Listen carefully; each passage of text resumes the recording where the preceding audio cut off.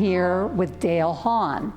Dale is a descendant of the Moeller family of Addison, and he has been conducting family history research for the past year and a half on his family. In March, he will be presenting a talk on his research titled Discovering Early Addison History by Researching Your Family History. How did you get started in researching your family history? I was always interested in history, so it was natural for me to explore my family history. I was able to retrieve family history in 4 different ways.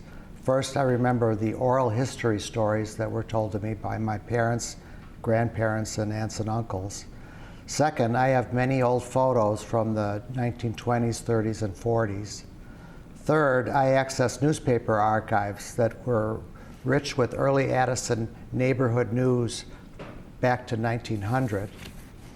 Fourth, I discovered a lot of info at the Addison Historical Museum, and using all this info, I created a family Facebook history page for relatives, and now there's around 60 members. Wow. When and why did your ancestors settle in Addison?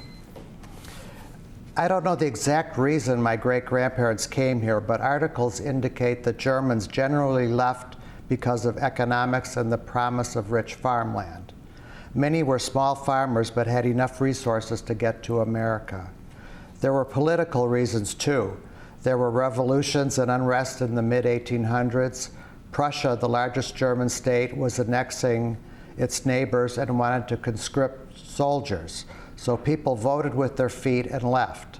I keep thinking of how lucky my ancestors were by getting out of Germany before the 2 world wars. Well, very interesting. I understand that during the course of your research, you have uncovered some interesting nuggets of information about village history prior to 1950. Can you share an example with our audience? Yes. One story I want to talk about happened in 1944. A German prisoner escaped from a prison camp in Hampshire, Illinois. He was later shot in the middle of Addison. There were POW camps in the Chicago area. The main ones were Fort Sheridan near Waukegan and Camp Grant in Rockford. They were the main processing centers for German prisoners. The Hampshire camp was a branch of Camp Grant in Rockford. Hampshire was just west of Elgin. It held 260 German prisoners with 50 enlisted men and officers as guards. Prisoners helped with the harvesting and canning of peas and corn.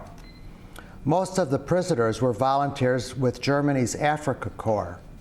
Our country found out that it was cheaper to hold prisoners here than to house and feed them in North Africa.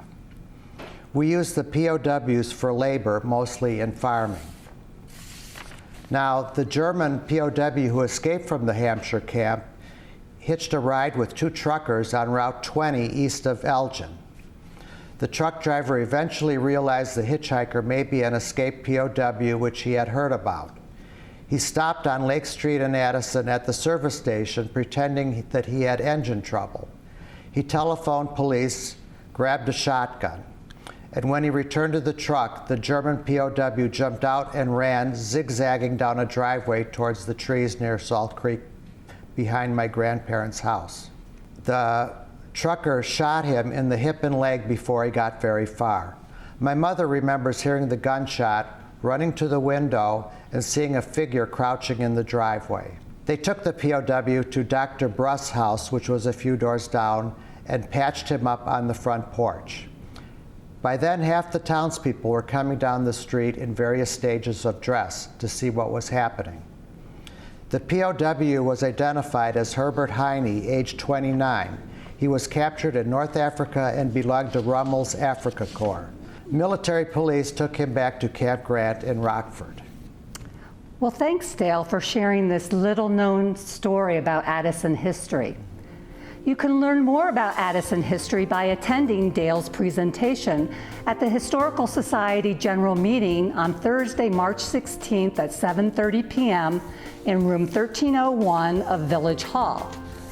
The lecture is open to the public and there is no charge.